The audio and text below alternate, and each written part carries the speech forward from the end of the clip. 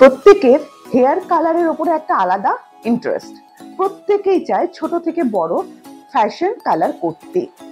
আমার বক্তব্য কালার করা নিয়ে নয়, আমার বক্তব্য হচ্ছে যদি কম বয়সে কেউ মানে ভার্জিন হেয়ারে ইয়ং মানে জেনারেশনের বাচ্চা ছেলে বা মেয়ে যদি কালার করে তাহলে চুলটা একটুখানি খারাপ হয়ে যায়। আমি এটা বলতে বাধ্য হচ্ছি, কারণ কি অনেকে আছেন যারা বিজনেস করেন বা তারা হয়তো বলবেন যে না কালার করলে চুল কিছু হয় না, কিন্তু আমি বলবো কালার করলে অবশ্যই চুল খারাপ হয়ে যায়। হ্যাঁ, কারণ কি হাইলাইট করতে গেলে আমাদের প্রি লাইটনিং করতে হয়, আর প্রি লাইটনিং করতে গেলে তো আমাদের চুলের যে পিগমেন্ট আছে সেটাকে মারতে হয়। তো যাই হোক, সেসব কথায় আজকে যাচ্ছি না। আজকে যাচ্ছি যারা আপনারা কালার করতে চাইছেন, গ্লোবাল কালার বা হাইলাইট কালার, তাদেরকে আমি কিছু কথা বলতে চাই।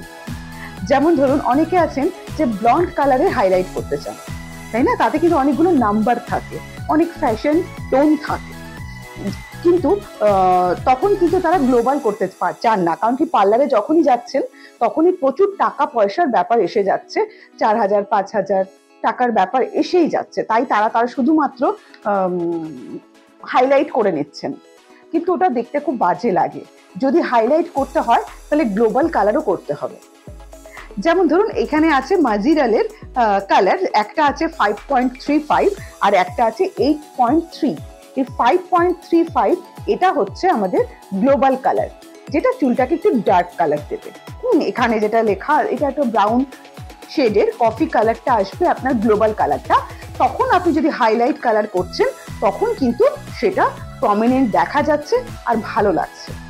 কিন্তু যদি গ্লোবাল কালার না করেন তাহলে হাইলাইটটা ঠিক মতন ফুটে ওঠে না, ভালো লাগে না। তাই যারা মনে করছেন যে হাইলাইট করবেন, মাজিরালের করবেন, সোয়াস্কাপ আছে, অনেক ভালো ভালো কোম্পানি আছে, সেটা নিজেদের ব্যাপার, বা কি কোনটা করবেন সেটা আপনাদের চয়েস।